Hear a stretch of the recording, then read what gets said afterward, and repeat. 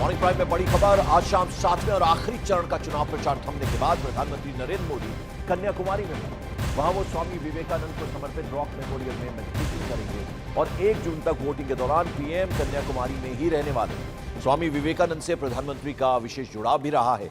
वो स्वामी विवेकानंद के विचारों और मूल्यों से खासे प्रभावित रहे हैं। प्रधानमंत्री 2020 में बंगाल में स्वामी विवेकानंद से जुड़े बेलूर मठ में रुके थे। ऐसा करने वाले वो पहले प्रधानमंत्री हैं। 2012 में गुजरात के मुख्यमंत्री रहने के दौरान भी नरेंद्र मोदी ने स्वामी विवेकानंद को श्रद्धांजलि देने के लिए पूरी स्टेट में एक यात्रा भी निकाली थी। तो अब 2 दिन प्रधानमंत्री स्वामी विवेकानंद रॉक मेमोरियल में मेडिटेशन करने वाले हैं। तो कन्याकुमारी में प्रधानमंत्री विवेकानंद रॉक मेमोरियल की उसी शिला पर ध्यान करेंगे जिस पर 1892 में स्वामी विवेकानंद ने 3 दिनों तक ध्यान लगाया था। कन्याकुमारी में प्रधानमंत्री की आध्यात्मिक यात्रा की शुरुआत हुई वहां के भगवती अम्मा मंदिर से होनी है। पीएम सबसे पहले आज शाम 5:15 बजे उस मंदिर में दर्शन करेंगे। 108 शक्तिपीठों में से एक मंदिर ये जो है वो देवी कन्याकुमारी को समर्पित है। फिर 31 मई से 1 जून तक प्रधानमंत्री रॉक मेमोरियल में ध्यान करेंगे। 1 जून की दोपहर को 3 बजे वो महान तमिल कवि तिरुवल्लुवर की 133 फीट ऊंची मूर्ति के दर्शन भी करने वाले हैं। तो ये प्रोग्राम रहने वाला है प्रधानमंत्री का। और इस बार प्रधानमंत्री ने ध्यान साधना के लिए कन्याकुमारी को चुना है, मगर पिछली बार वो केदारनाथ गए। 2019 के लोकसभा चुनाव का प्रचार थमने के बाद भी प्रधानमंत्री ने इसी तरह का ध्यान किया था। तब वो 2 दिन के लिए केदारनाथ में रहे थे। उन्होंने केदारनाथ की गुफा में साधना भी की थी। मंदिर में दर्शन करने के बाद उन्होंने 15 घंटे तक केदारनाथ की गुफा में ध्यान लगाया था। वो तस्वीरें जो आप सेंटर में तस्वीर देख रहे हैं वो उसी वक्त की तस्वीर है। और पूरी रात प्रधानमंत्री ने उस गुफा में गुजारी थी। प्रधानमंत्री के ठहरने से उस गुफा की इतनी पब्लिसिटी भी हुई कि उस साल मई में ही अक्टूबर तक की सारी बुकिंग हो गई थी। और अभी फरवरी में भी पीएम ने गुजरात के द्वारका में समंदर के नीचे जलमग्न द्वारका नगरी में जाकर प्रार्थना की थी।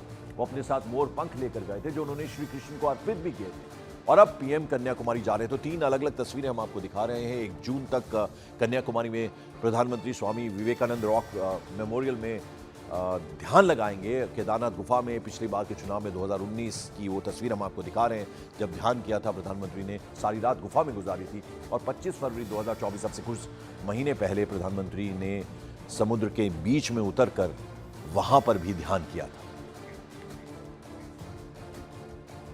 लेकिन आपको बता दें प्रधानमंत्री के ध्यान लगाने के इस कार्यक्रम ने विपक्ष में उथल पुथल मचा दी। कांग्रेस से लेकर समाजवादी पार्टी, आरजेडी और टीएमसी पीएम के कार्यक्रम को ड्रामा बतला रहे हैं और चुनाव आयोग से पीएम के प्रोग्राम के खिलाफ शिकायत भी कर दी गई है।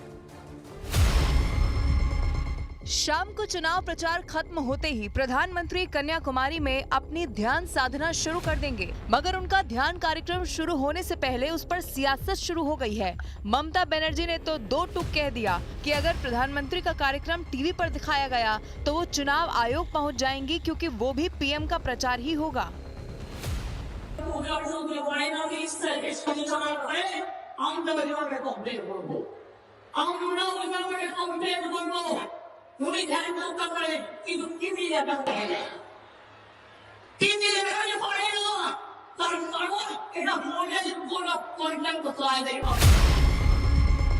ममता बनर्जी ने तो बस शिकायत की चेतावनी दी, मगर कांग्रेस ने चुनाव आयोग से शिकायत कर ही डाली। परोक्ष रूप से साइलेंस पीरियड में जो चुप्पी रहने का समय होता है 48 घंटे चुनाव के पहले, उसमें कोई भी नहीं, चाहे कितना बड़ा लीडर हो, वो किसी रूप से सीधे रूप से या परोक्ष रूप से कैंपेनिंग नहीं कर सकता।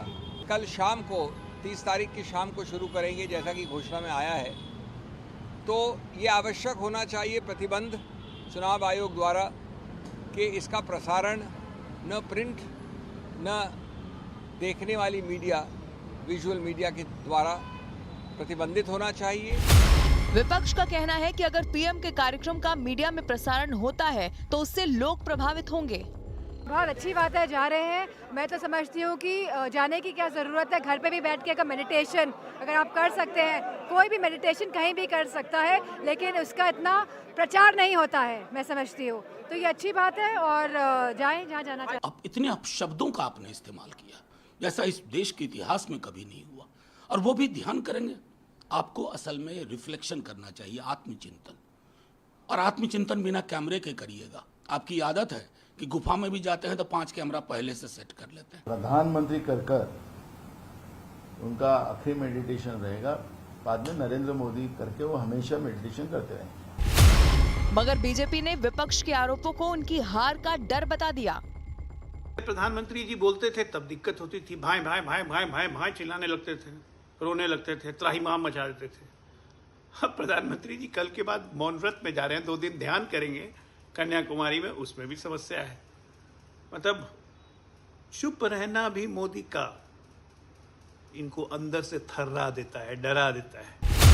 चुनावी भाषणों से पहले ही माहौल गरमाया हुआ है और पीएम के ध्यान कार्यक्रम पर बीजेपी और विपक्ष एक बार फिर से आमने सामने आ गए हैं।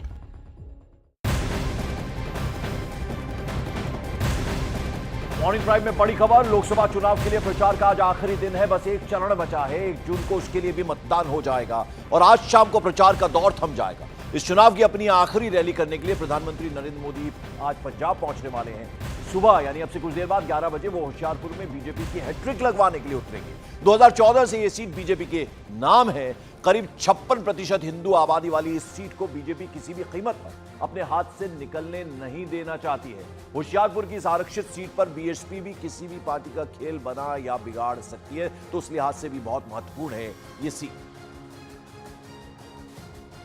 तो आपको बता दें, पंजाब की 4 आरक्षित सीटों में से एक है होशियारपुर की ये जो सीट है, जहां प्रधानमंत्री आज रैली करने वाले हैं। और करीब 56% हिंदू आबादी वाली ये जो सीट है, ये बीजेपी किसी भी कीमत पर अपने हाथ से नहीं निकलना देना चाहेगी। होशियारपुर की इस आरक्षित सीट पर बीएसपी भी किसी भी पार्टी का खेल या तो बना सकती है या बिगाड़ सकती है। तो बेहद महत्वपूर्ण पंजाब की ये सीट है और आपको बता दें, यहां प्रधानमंत्री आज जा रहे हैं। हैट्रिक लगवाने की वहां पर प्रधानमंत्री पूरी कोशिश करेंगे।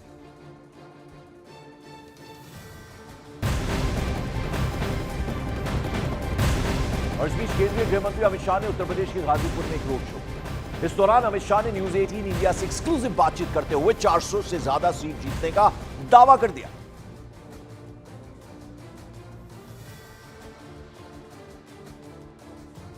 पूरे देश में लगातार आप सर चुनावी प्रचार अभियान की कमान संभाले, भीड़ का उत्साह भी कुछ यही बयां कर रहा है। क्या नंबर सर देख रहे हैं देश में और उत्तर प्रदेश में? आखिरी चरण का मतदान शेष है, 400 पार हो, बिल्कुल 400 पार होंगी सर। जिस तरीके से जो यहाँ पर केंद्रीय गृह मंत्री अमित शाह जी के रोड शो की तस्वीरें यहाँ पर हुजूम मौजूद है सर, 400 पार आप कह रहे हैं, लेकिन राहुल गांधी और जो अखिलेश यादव इंडी गठबंधन लगातार दावे कर रहा है कि 400 पार भाजपा नहीं होगी, सरकार इंडी गठबंधन बनाएगा। 4 तारीख को जनता को मालूम पड़ेगा। बिल्कुल 4 तारीख को जनता को मालूम पड़ेगा। ये केंद्रीय गृह मंत्री अमित शाह जी का रोड शो है सर। पूरे देश में जिस तरीके का माहौल है, आपने पूरे देश में चुनावी अभियान की कमान संभाली, लगातार ताबड़तोड़ दौरे किए, आज गाजीपुर की स्मारकी पर आप मौजूद हैं। क्या माहौल सर पूर्वांचल में आप देख रहे हैं? आखिरी चरण में क्या स्थिति भाजपा की देख रहे हैं? देखिए, हम उत्तर प्रदेश और देश हमारी सीटों का रिकॉर्ड तोड़ेंगे सर। लगातार ये अंतिम सवाल है हमारा कि लगातार आपके इस रोड शो में सक्रिय है, तमाम जो भीड़ है सर लगातार आपके रोड शो में नजर आ रही है। अब जो इंडी गठबंधन है उसको जमीन पर आपने सर पूरे देश में ताबड़तोड़ दौरे किए हैं। जो 400 पार की आप बात कर रहे हैं, उत्तर प्रदेश में सर क्या नंबर देख रहे हैं? मैंने कहा हमारा रिकॉर्ड तोड़ेंगे भैया, आप घूमा फिरा कर रोकी वो बात पूछते हैं। बिल्कुल, तो आप केंद्रीय गृह मंत्री अमित शाह को रोड शो में देख रहे हैं। जनता का समर्थन आपने देखा, तमाम जो भीड़ भी मौजूद है यहाँ पर, बड़ी संख्या में रोड शो में यहाँ पर लोग मौजूद हैं। और केंद्रीय गृह मंत्री अमित शाह का रोड शो की तस्वीरें आपने देखी,